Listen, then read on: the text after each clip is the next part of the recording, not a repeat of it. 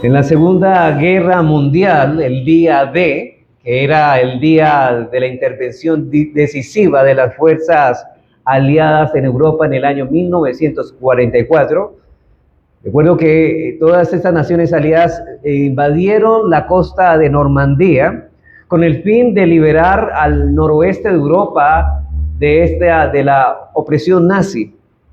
Eso tuvo lugar en el año 1944, el 6 de junio, y después llegó el día final en 1945 de esta guerra. Mientras tanto, dentro de 1944 al 45, las batallas se mantuvieron feroces y sangrientas a pesar del acto decisivo que había tenido en el día D. No sé si ustedes han escuchado eso que ocurrió en la Segunda Guerra Mundial, pero es algo que podemos aplicar al tema de la santificación en nuestras vidas. Así es la historia redentora. El día de la redención ha tenido lugar con la muerte y resurrección y ascensión, y entrega de Cristo al cielo. Él ha actuado decisivamente contra los poderes del pecado, Satanás y la muerte que han oprimido por largos años al pueblo. Sin embargo, la lucha contra el pecado y contra el enemigo de las almas continúa siendo dura e implacable. Continuamos luchando a pesar de que Dios ya ha puesto ese germen de santidad. Aunque seamos santos, seguimos lidiando con un enemigo que mora en nuestros corazones.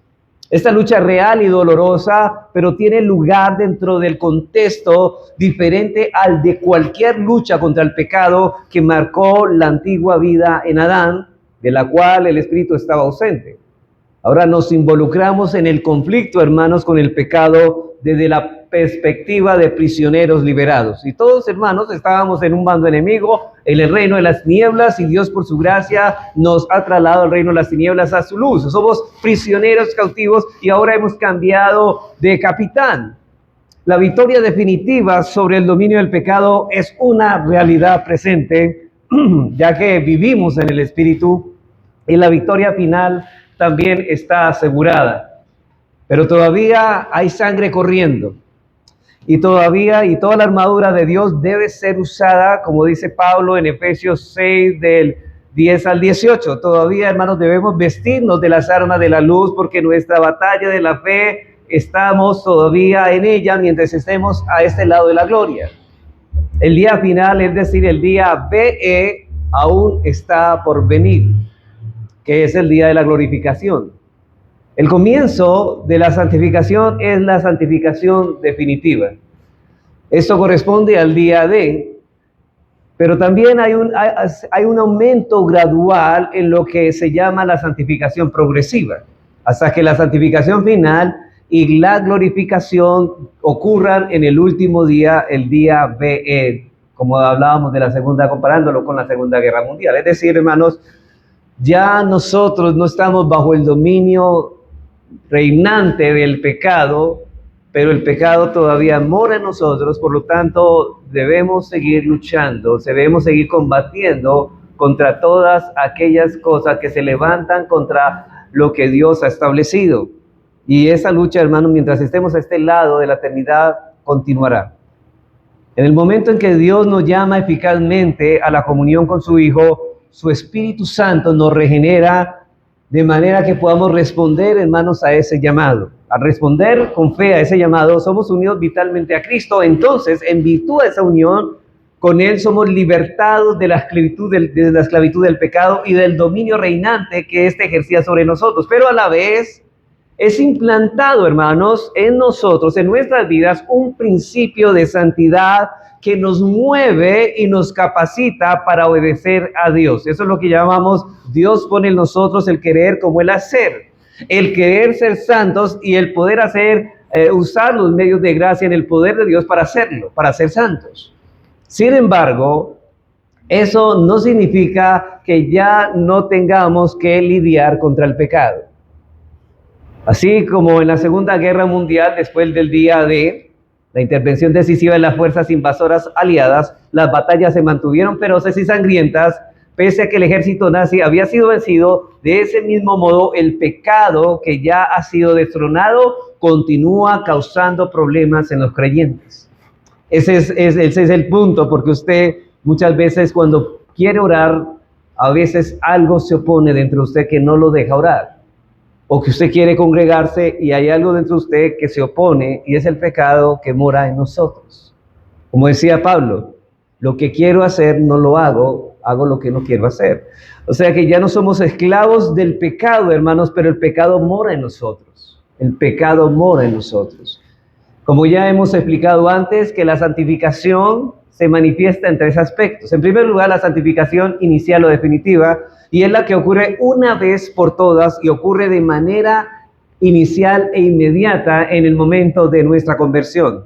Es la separación decisiva del dominio reinante del pecado y la consagración a Dios que ocurre en la conversión. Es la liberación del poder y del dominio del pecado reinante para servir a la justicia. De hecho, ahora hay un deseo por guardar y obedecer los mandamientos de Dios, cosa que antes no teníamos ni el deseo ni la capacidad para llevarlo a cabo. Pero también sigue la santificación progresiva y es la que ocurre paulatinamente. Morimos cada día, cada vez más al pecado que aún mora en nosotros, el pecado remanente, y cada vez nos conformamos más a la imagen de Cristo.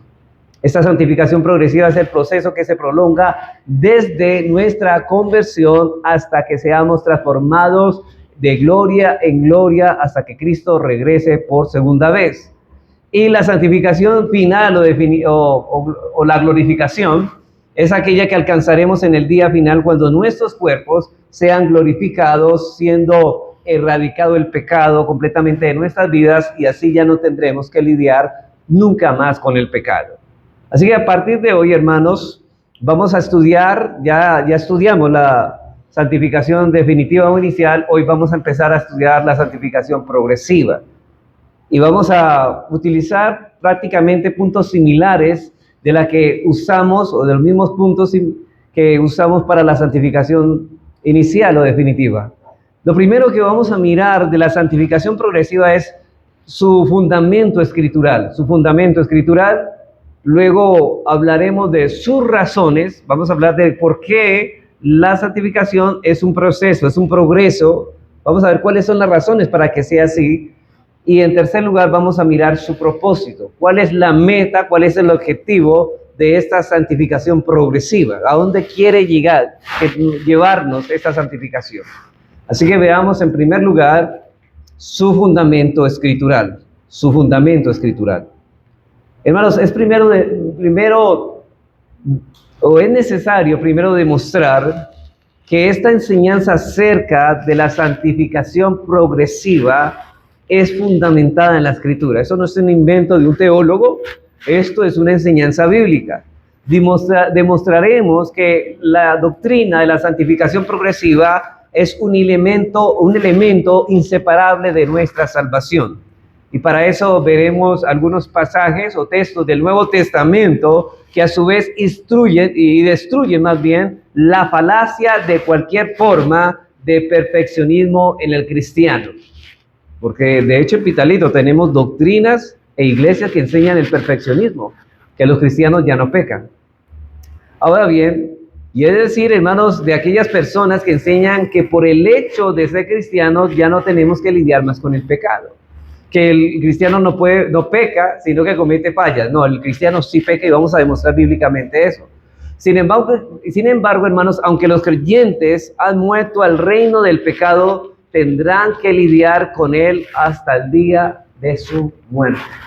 Veamos el primer texto, y hermanos, si yo deseo dirigirme a la oración de Cristo en Juan 17:17, en la culminación de lo que llamamos el discurso del aposento alto. En Juan 17:17 encontramos esa oración que el Señor hace al Padre orando por sus discípulos, por aquellos también que creen y por aquellos que iban a creer, por aquellos que el Padre le había dado.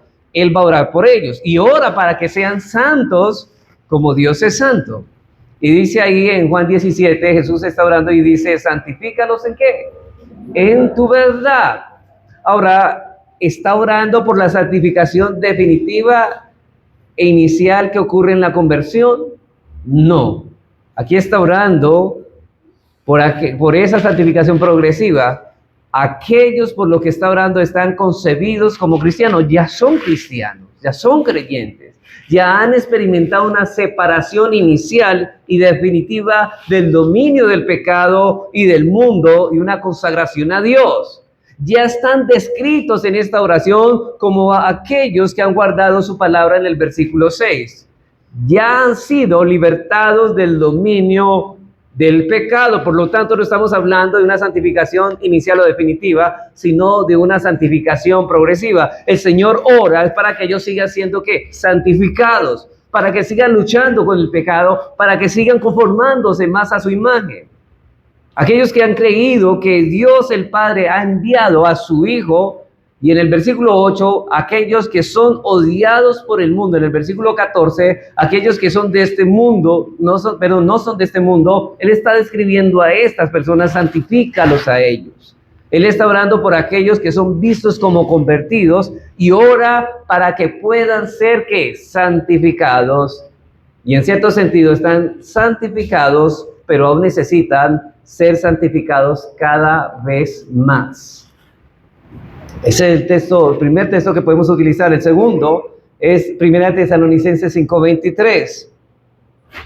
Y aquí vemos a Pablo, ahora ya no es el Señor Jesús, sino a Pablo orando por los cristianos de la iglesia de Tesalónica. Dice en 1 Tesalonicenses capítulo 5, versículo 23, noten lo que dice, cuál es la petición que Pablo hace al Padre por estos hermanos. Dice, y el mismo Dios de paz os santifique por completo, y todo vuestro ser, espíritu, alma y cuerpo sean guardados irreprensibles para la venida de nuestro Señor Jesús. Y note que él habla de la santificación como un proceso, que sean santificados, un proceso por completo. Todo vuestro ser, ¿hasta cuándo? Hasta que Cristo venga, porque es ahí donde termina y es la culminación de la santificación progresiva y donde culminamos con la glorificación. Eso indica que necesitan ser santificados cada vez más. Todavía no están santificados por completo y ora para que en última instancia lo sean. Otro texto que quisiera ver es en 1 de Tesalonicenses 4:3. 1 de Tesalonicenses 4:3. Aquí en este texto el apóstol les dice, mientras les advierte a esos hermanos de Tesalónica sobre el pecado sexual, les dice que se guarden de esto, diciendo lo siguiente, pues la voluntad de Dios es que es vuestra santificación. Si algo que el Señor quiere que nosotros hagamos o que avancemos en el camino de la santificación, que os apartéis de fornicación. No solo han sido santificados, sino que necesitan ser santificados aún más, necesitan saber dominar sus deseos, es decir, necesitan crecer en la capacidad de tener dominio propio sobre las inclinaciones naturales de su corazón. La santificación progresiva lleva a que nosotros tengamos control sobre nuestras emociones, sobre nuestras inclinaciones pecaminosas que todavía habitan en nosotros. No solo han sido santificados, sino que necesitan ser santificados aún más, necesitan saber dominar esto. Versículo 7 dice, en el mismo capítulo dice, pues no nos ha llamado Dios a inmundicia, sino a ¿qué? A santificación. No para que vivan conforme a sus inclinaciones carnales, sino que vivan en santidad, que mortifiquen esas cosas. Hebreos 12:14. Recuerden que estoy mostrando los textos que nos están hablando de esta doctrina de la santificación progresiva. Hebreos 2:14, un texto que hemos citado mucho aquí en estos días, y dice, seguid la paz con todos y la santidad. Y aquí está hablando de santificación progresiva, sin la cual nadie verá al Señor. Hermanos, aquellos que no procuran una vida por santificar, por tener dominio propio, estas personas no están caminando rumbo al cielo, sino por el lado contrario a una condenación eterna. Porque sin santidad nadie verá al Señor. La santificación no es solo algo que ocurrió en nuestra conversión, es algo que continuamente debemos perseguir. Entonces las palabras en sí mismas se usa a veces para referirse a lo que todavía está en curso y es progresivo, y a una constante transformación, a una constante renovación que dura toda la vida. Por eso el apóstol Pedro tuvo que decir estas palabras en 2 de Pedro 3:18. 2 de Pedro 3:18.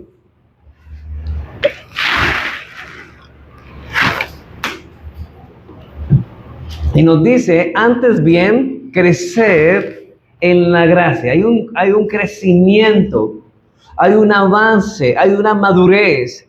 Dice, crecer en la gracia y en el conocimiento de nuestro Señor y Salvador Jesucristo.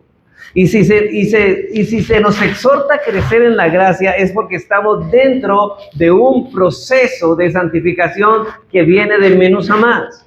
Así que estos textos demuestran, hermanos, indudablemente que la santificación comienza con la liberación del dominio reinante del pecado en nuestras vidas, pero que continúa a través de un proceso que dura toda la vida, proceso que llamamos santificación progresiva.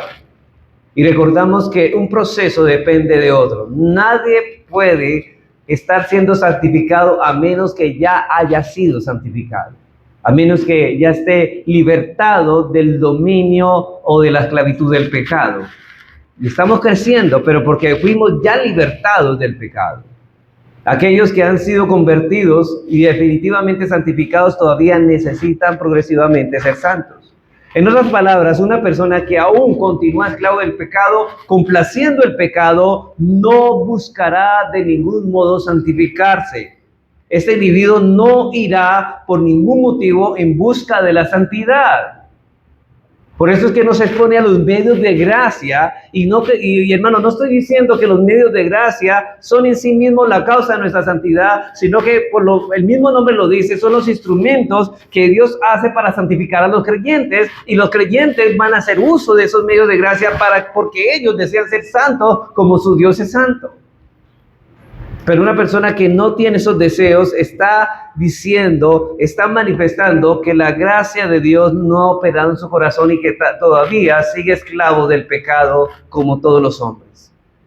Pero aquellos que han experimentado, hermanos, la santificación definitiva, han entrado a un proceso de santificación que dura toda la vida porque ellos ahora desean ser santos como Dios es santo en toda su manera de vivir. ¿Y qué es eso? Conformarnos a los mandamientos que revelan el carácter santo de Dios. Si algo revela el carácter santo de Dios, si ustedes desean imitar a Dios, deben hacer todos sus mandamientos, porque ahí está revelando lo que Dios es en su carácter. Pero nos preguntamos ahora, después de ver este fundamento bíblico, la pregunta es, ¿cuáles son los elementos que hacen necesario este proceso de santificación? ¿Cuáles son los elementos necesarios o los elementos que hacen necesario este proceso de santificación? Eso nos lleva a nuestro segundo punto, sus razones. Sus razones. ¿Cuáles son las razones por las cuales la santificación progresiva debe ser un proceso? ¿Cuáles son las razones por las cuales la santificación progresiva debe ser un proceso? Otra pregunta, ¿por qué si hemos sido liberados del dominio del pecado? Todo creyente ha sido liberado del dominio del pecado. ¿Por qué entonces la satisfacción tiene que ser un proceso? La santificación tiene que ser un proceso. ¿Por qué? Ahora, ¿cuáles son los factores que hacen necesario ese proceso de santificación? En pocas palabras, estoy preguntando, ¿cuáles son las razones de que la santificación progresiva sea un proceso? Bueno, primera razón, ¿por qué la santificación debe ser un proceso? Porque todavía mora el pecado en el creyente. La presencia del pecado remanente aún permanece en el creyente. Recuerden, ya no somos esclavos del pecado, no estamos bajo el dominio del pecado, pero aún así el pecado mora en nosotros. Recordemos, hermanos, que el creyente es un nuevo hombre, ya que el viejo hombre, lo que éramos antes, fue crucificado juntamente con Cristo. En virtud de nuestra unión con Cristo, hemos muerto al pecado. Sin embargo, aunque el creyente es un nuevo hombre, no es un nuevo hombre perfecto, porque aún mora el pecado en nosotros. Noten esto. Aunque somos una nueva criatura, no somos una perfecta criatura, sino una criatura que está siendo perfeccionada, y esa palabra perfeccionada significa un proceso. ¿Por qué? Porque todavía hay que mortificar muchas cosas que no se parecen a quien nos debemos parecer. O sea, es decir, que la santificación progresiva elimina todo lo que no se parece a Dios para que nos parezcamos más a Dios. El mismo Pablo nos dice en Colosenses 3, 9 al 10, que los creyentes hemos sido despojados del viejo hombre. No estamos siendo, ya fuimos despojados del viejo hombre. Y que nos hemos revestido de nuevo. Nos dice en el versículo 5, dice así, hacer morir, en 1 Colosenses 3, 5, dice, haced morir pues lo terrenal en vosotros. Noten lo que señala Pablo, mortificación del pecado que mora en nosotros. Debemos darle muerte a ese pecado remanente. Somos hechos nuevos hombres, pero tenemos que mortificar lo terrenal en vosotros. Hay cosas que nosotros, hermanos, deseamos, que son de este mundo, y que esos deseos debemos mortificarlos. A eso nos llama la santidad, a darle muerte a ese pecado remanente.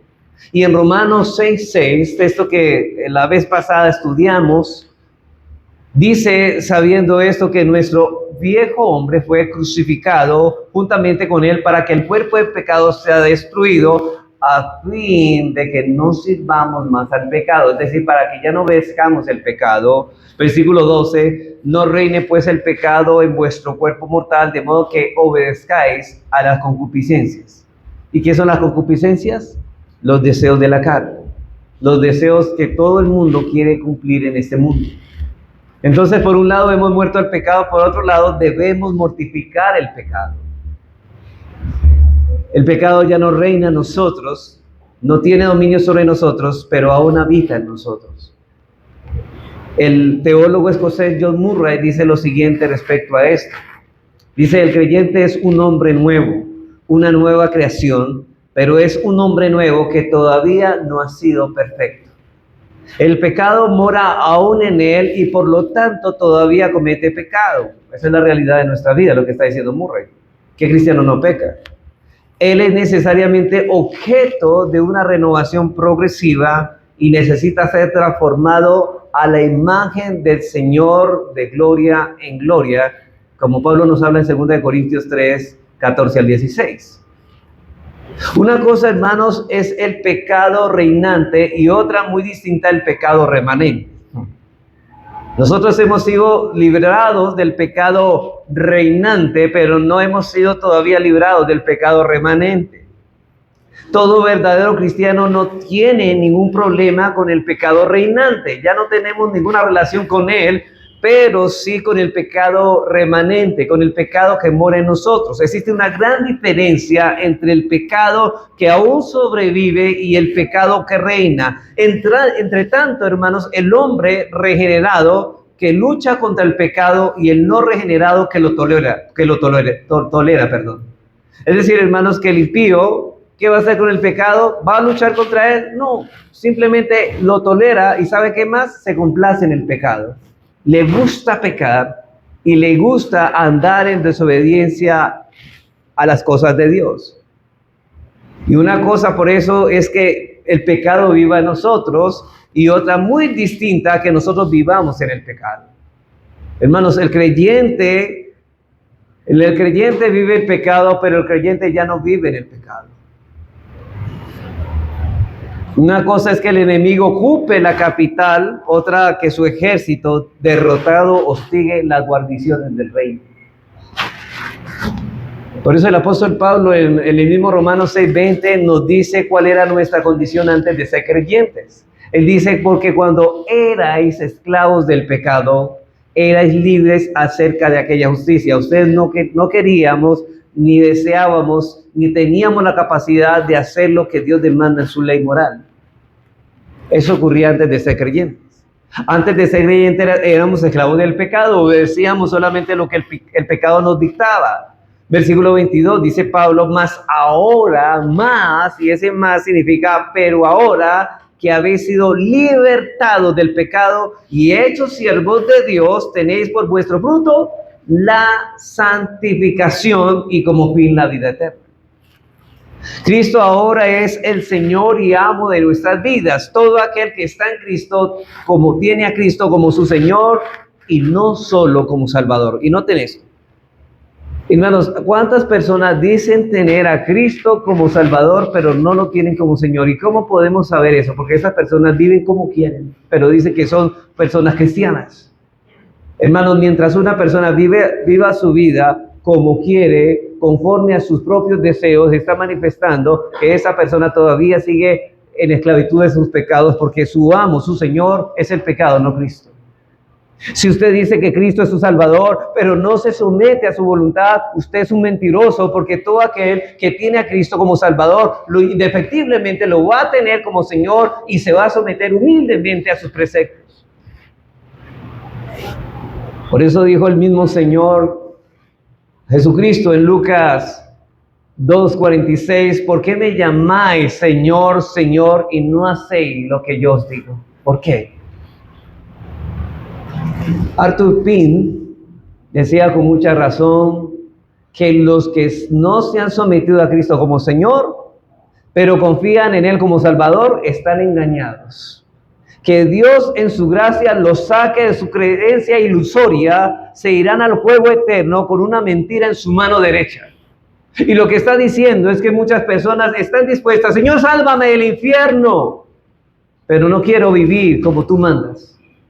No me gusta esto de los mandamientos. Quiero vivir salvado, sabiendo que he sido librado del infierno, pero no quiero someterme a tus preceptos. Hermanos, pero en la Biblia solo existen dos clases de personas. Según Romanos 6, como Pablo decía, son los que tienen su yo sentado en el trono, son los impíos, y los que se han negado a sí mismos y tienen a Cristo sentado en su trono. Yo te pregunto a ti en esta mañana, ¿quién es el que toma las decisiones? O sea, ¿qué voluntad estás haciendo? ¿La tuya o la de Cristo? ¿Qué es el patrón en tu vida? ¿Tú a quién obedeces? ¿A tus deseos o a los preceptos de Dios? Porque si tú sigues tus deseos, tus inclinaciones, tú eres esclavo del pecado. Cristo no es tu Salvador, Cristo tampoco es tu Señor, por lo tanto, no hay salvación para ti. No nos engañemos creyendo ser lo que no somos. Hermanos, los primeros van rumbo a la perdición perpetua, los segundos para el cielo. Sin santidad, dice el Señor, nadie verá al Señor. Si usted piensa que es cristiano y vive como quiere, le tengo una mala noticia. Los que piensan en las cosas de la carne no pueden agradar a Dios, dice la Biblia. Si usted vive para agradarse a usted mismo y hacer lo que a usted le parece que está bien, usted vive según la carne y usted no está agradando a Dios. Por lo tanto, la santificación no es un proceso que usted está llevando y por lo tanto su destino es la condenación eterna. Y el único final que les espera es una terrible condenación por la eternidad en las llamas inextinguibles del infierno. Por eso, por ese pecado remanente es que la santificación debe ser un proceso en nuestras vidas, pero una cosa es luchar con el pecado restante, que aún continúa en el creyente, y otra muy diferente, estar complacido y dominado por el pecado. Dice por eso en 1 de Juan 3:8, el que practica el pecado es del diablo. El que vive haciendo lo que quiere es del diablo, no es de Dios, no te engañes. El cristiano tiene un conflicto con el pecado remanente, pero no con el pecado reinante. Y ante todo esto preguntamos, ¿qué dice nuestra confesión de fe? Bueno, en el capítulo 13, en los párrafos 2 y 3 define la santificación de la siguiente manera. Esa santificación se efectúa en el hombre en su totalidad, aunque es incompleta en esta vida, todavía quedan algunos remanentes de corrupción en cada parte, de donde surge una continua e irreconciliable guerra. La carne lucha contra el espíritu y el espíritu contra la carne. En dicha guerra, dice la confesión, aunque la corrupción que aún queda prevalezca mucho por algún tiempo, la parte regenerada triunfa a través de la continua provisión de fuerzas por parte del Espíritu Santificador de Cristo. Y así los santos crecen en la gracia, perfeccionando la santidad en el temor de Dios, prosiguiendo una vida celestial en obediencia evangélica a todos los mandatos que Cristo como cabeza y rey le ha prescrito en su palabra. ¿Sí nota la obediencia que es una muestra de que estamos caminando en santidad? Y de hecho, hermano, lo que está diciendo aquí la confesión es que aquellos que están siendo santificados terminarán en victoria contra el pecado, aunque estén luchando. La victoria, hermanos, es ineludible.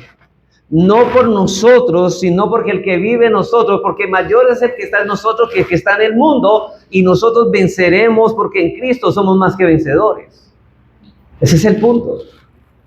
Pero si una persona no está en Cristo, no es vencedora contra el pecado. Es esclava del pecado. Hermanos, si ustedes quieren vivir una vida cristiana gozosa en medio de las adversidades, nunca olviden el orden en que fue escrita la carta a los romanos. La carta a los romanos no fue escrita, hermanos, ya que nosotros la estudiamos en un orden arbitrario. Recuerden que Pablo en los primeros capítulos 3 y 5, nos dice que fuimos justificados por la fe, que la obra perfecta de Cristo ha sido puesta en nuestra cuenta. Y en el capítulo 6 se nos dice que en virtud de nuestra unión con Cristo hemos muerto al pecado, santificación. Todos los que han sido justificados han sido ¿qué? Santificados. Y después, ¿qué dice Pablo en el capítulo 7? Vemos que el creyente luchando contra el pecado. O sea, no nos exonera de la lucha. Si ustedes han sido justificados, han sido santificados, y todos los que están siendo santificados viven en una lucha. Por eso Pablo tiene que hablar de ese pecado que mora en nosotros. Si hay pecado remanente que mora dentro, debe haber un conflicto, dice Pablo. Por eso Pablo en Romanos 7:21, ¿qué dice? Él habla como creyente de esa lucha que él libra en su corazón. Dice así así que queriendo yo hacer el bien, cosa que antes no estaba, ¿cierto? Recuerden que la santificación definitiva e inicial hay un deseo por ser santos y por agradar a Dios, cosa que no antes no había. Por eso él dice, así que queriendo yo hacer el bien, hallo esta ley, ¿cuál? Que el mal está en mí, que el pecado mora en mí. Porque según el hombre interior me deleito ¿en qué? En la ley de Dios. ¿Sí ve que él desea hacer lo que la ley de Dios dice? Pero veo otra ley en mis miembros que se revela contra la ley de mi mente y que me lleva cautivo a la ley del pecado que está en mis miembros. Hay una lucha entre lo que Dios dice y entre lo que yo quiero hacer. Y dice aquí, miserable de mí, dice Pablo, ¿quién me librará de este cuerpo de muerte? ¿Y qué es lo que Pablo está implicando? Que mientras estemos a este lado de la gloria, en estos cuerpos mortales, todavía continuaremos en la lucha, y solamente cuando seremos librados de este cuerpo es cuando la lucha terminará, la batalla acabará. Y esa es la esperanza que tenemos todos los cristianos. Así que el orden de Pablo que presenta en Romanos es quien no ha sido justificado, tampoco ha sido santificado, y quien no ha sido santificado, es decir, muerto al pecado, no luchará contra el pecado, sino que lo tolera y se complacerá en él. Se complacen en esto. Entonces la primera razón por la que la santificación es un proceso es porque la presencia del pecado todavía mora en nosotros, en el creyente. Segunda razón. A Dios le ha placido tratar con el pecado remanente progresivamente en el creyente. La segunda razón, ¿por qué la santificación es progresiva? Porque a Dios le ha placido tratar el pecado remanente de esta manera. Hermanos, es Dios quien planificó la salvación en su decreto eterno. Y es Dios quien soberanamente decidió tratar con su pecado remanente a través de un proceso. Así fue como Dios lo planificó antes de la fundación del mundo, y nosotros debemos entender que esto es lo mejor para nosotros. Alguien que pensaría, oye, ¿y por qué no somos liberados de una vez y por todas del pecado y vamos al cielo? Dios tiene razones que son mejores que las nuestras.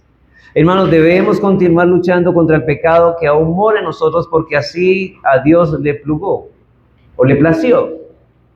Esto es parte del plan de Dios para nosotros, y de esta manera nos mantiene, y usted sabe por experiencia esto, si usted es cristiano, que por experiencia esto nos ayuda a mantenernos en dependencia y en comunión con Él. Hermanos, ¿por qué? ¿Qué es lo que nos mueve a orar? Precisamente que estamos teniendo luchas. Usted, para venir a la iglesia, a congregarse, hermanos, hay una lucha en el corazón. La carne no quiere que vengamos, pero el Espíritu está dispuesto y debemos orar, Señor, por favor, Señor, hay esta lucha en mi corazón. Mira que hay una indisposición en mí que me está trayendo desánimo. Por favor, quítala de mí. Ayúdame, Señor, a agradarte, porque yo sé que estar allá es lo mejor para mi alma. Entonces él razona, pero él ora. Cristiano ora, hermanos. Esto es parte del plan de Dios. Y de esa manera nos mantiene en constante oración, hermanos. Bueno, habiendo visto entonces en primer lugar el fundamento escritural de la santificación progresiva y las razones por las que la santificación progresiva debe ser un proceso, miremos por en último lugar su propósito. ¿Para qué es la santificación? ¿Cuál es el fin o la meta de la santificación progresiva? Bueno, hay un doble propósito. Hay una doble meta, un doble objetivo. Primero, la eliminación total y completa de todo pecado en nuestras vidas. La eliminación total y completa de todo pecado en nuestras vidas, eso es la santificación progresiva, vamos eliminando, mortificando el pecado. Segundo, nuestra completa conformación a la imagen de Dios, de Cristo. O sea, una negativa, mortificación del pecado, y una positiva, conformándonos cada día más a la imagen de ¿quién? De nuestro Señor Jesucristo. Hermanos, todo creyente verdadero ha sido libertado del dominio del pecado reinante, pero aún lucha con el pecado remanente que mora en él. Por tanto, es mentiroso, y noten esto es bueno que lo observen, porque el apóstol Juan va a explicar esto. Es mentiroso el que dice ser cristiano y vive en el pecado. Si usted vive haciendo lo que quiere, usted es mentiroso, porque ¿qué dice el apóstol Pablo en su primera carta? Y veamos allá en su primera carta, capítulo 1, versículo 6, lo que él dice. Porque él nos señala a personas que dicen ser cristianos, pero no viven buscando la santidad ni mortificando el pecado. Viven en su pecado complaciéndose. Y dice, ellos no son cristianos. Y dice Juan que ellos son mentirosos. Dice así, si decimos que tenemos comunión con él, o estamos unidos a él, y andamos en tinieblas, o sea, vivimos en pecado, mentimos y no practicamos la verdad. ¿Cuántas personas, hermanos, dicen ser cristianos y viven como quieren? Hermanos, eso no puede ser así, es desobediencia. Pero también, por otro lado, dice que es mentiroso el que dice ser cristiano y dice que ya no peca. Porque el creyente aún mora el pecado remanente, pero el cristiano mora el pecado remanente. Hermanos, ustedes han escuchado esa secta que existe en Pitalito, y o que también se hace llamar bautista. Ellos dicen que el cristiano ya no peca. Esas personas le preguntan, estos falsos maestros le preguntan a usted, ¿usted es pecador? Y si usted le contesta sí, ellos dicen, entonces usted no es salvo porque es pecador. Noten la mentira, y vamos a refutar eso con la Biblia. La Biblia dice, en primer lugar, que si nosotros decimos que somos cristianos y vivimos en pecado, estamos mintiendo. Pero también es mentiroso el que dice ser cristiano y dice que ya no peca. ¿Qué dice los versículos 8 y 10? Miren lo que dice. Si decimos que no tenemos pecado, nos engañamos a nosotros mismos y la verdad no está en nosotros. Si una persona dice, o sea que estas personas no tienen al Espíritu Santo, son mentirosos y se están engañando a sí mismos. Versículo 10, si decimos que no hemos pecado, le hacemos a él mentiroso. Estamos diciendo que Cristo es un mentiroso y su palabra otra vez no está en nosotros. O sea que en esa secta, en esos falsos pastores, en esos falsos maestros, no mora la palabra del Señor, y están diciendo que Cristo es mentiroso, porque la misma palabra que fue inspirada por el Espíritu Santo dice, nosotros como creyentes todavía pecamos. No vivimos en el pecado, pero pecamos, porque todavía mora el pecado en nosotros. Entonces, tan mentiroso es el que dice ser cristiano y vive en el pecado, como el que dice ser cristiano y dice que ya no peca. Pero ahora el apóstol Juan nos señala en el capítulo 2 el propósito de la santificación progresiva. Versículo 1 dice, hijitos, y note que él los tilda de hijitos, estas cosas os escribo para que no pequéis. O sea que está asumiendo Juan, ¿el cristiano peca? Sí. Pero más adelante dice, pero abogado tenemos para con el Padre, y habla de cristianos, porque le llama a Dios, a nuestro Padre, como relación de que los creyentes todos son hijos de Dios, y dice a vuestro Padre. Juan nos describe estas cosas no para que sigamos viviendo en el pecado, viviendo nuestras vidas a nuestro antojo. No, más bien es para ayudarnos a crecer en santidad, que para que toda clase de pecado sea mortificado. Y en el versículo 6 nos dice, y el que dice que permanece en él, ¿qué pasa? Debe andar como él anduvo. ¿Y en qué anduvo Cristo? En santidad, exactamente. Seguir la paz y la santidad sin la cual nadie verá al Señor. Si no vivimos en santidad como Cristo andó en santidad, no tenemos derecho a decir que somos cristianos. ¿Qué es un cristiano? Un seguidor de quién. ¿Y qué es seguir a Cristo? Moldearnos y conformarnos a Él. Es decir, conformarnos cada vez más a la imagen de Él. Entonces, hermanos, tenemos los dos propósitos de la santificación. Por un lado, la eliminación total y completa del pecado en nuestras vidas. Por otro lado, nuestra conformación a la imagen de Cristo. Miremos estas dos cosas en 1 de Pedro 1, 13 al 16. Miremos las dos cosas en un mismo pasaje.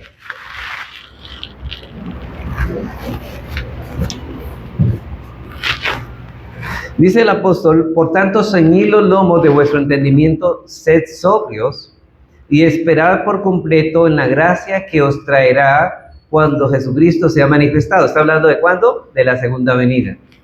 Dice, como hijos obedientes, como lo que es un cristiano, un hijo obediente, no os conforméis a los deseos que antes tenía estando en vuestra ignorancia. ¿Cómo llamamos a eso?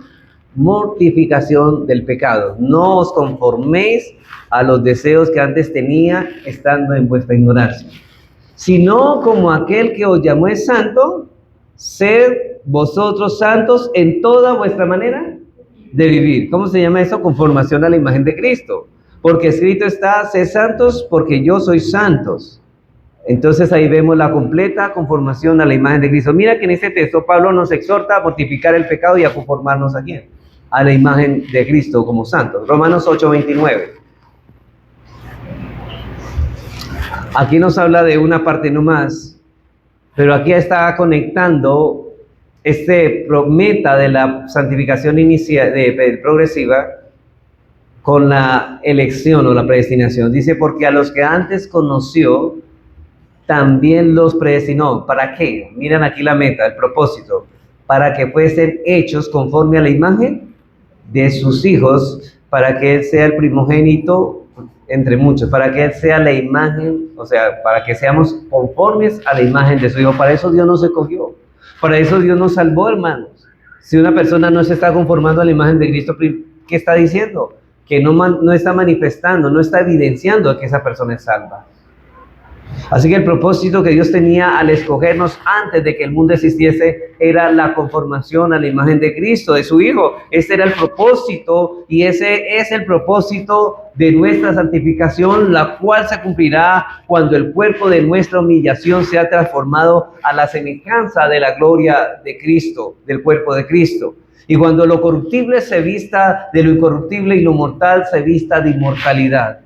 Es ahí, hermanos, cuando llegaremos a la glorificación, y ahí es donde terminará ese proceso. Mientras estemos en este mundo seguirá. Ahora, si este es el propósito para el cual fuimos llamados, debemos ir cada día avanzando en ese fin. Hermano, pregúntate, ¿qué tanto te pareces a Cristo hoy de lo que te parecías ayer o en días anteriores? ¿Has visto esa conformación a la imagen de Cristo? Porque eso debe ir paulatinamente creciendo. Debemos estar revisando, hermano, si estamos yendo a ese fin, revisando nuestras vidas continuamente y clamando a Dios por su asistencia divina de su Espíritu Santo. Cada enseñanza, tú puedes hacer una introspección de tu corazón y puedes examinarte si estás en la fe. Y aparte de que si estás en la fe, puedes ver a Cristo en ti. Puedes ver una cualidad de Cristo. Tú eres manso y humilde como lo es Él. Eso es lo que debemos examinar, si estamos produciendo fruto. Si realmente los frutos son evidentes en nuestra vida, porque ¿cuál es el fruto? El fruto es ser como Cristo. Ese es el fruto, hermanos. Porque todo verdadero creyente, hermanos, anhela fervientemente conformarse a la imagen de su Señor. Y podemos decir con toda seguridad que quien no anhela esto simplemente no es cristiano. Porque la Biblia dice, seguid la paz y la santidad. ¿Y qué es la santidad? Conformarse a Cristo, nadie verá al Señor. Y la santidad es conformarse a ese carácter. Por cierto, hermanos, El Espíritu Santo, cuando vino a morar en nosotros, implantó una semilla de lo que hemos de ser algún día, una semilla que va creciendo. Y esa simiente va manifestándose cada vez más y más al propósito por la cual fuimos llamados, a ser semejantes a Cristo. Y eso es lo que explica ese conflicto que tiene todo creyente con el pecado remanente. De hecho, hermanos, yo sé, ustedes cómo encuentran, por ejemplo, en Efesios 5, cuando el Pablo nos exhorta a los creyentes, a todos los varones, nos dice que debemos amar a nuestras esposas. ¿Y cuál es el modelo que él toma? A Cristo.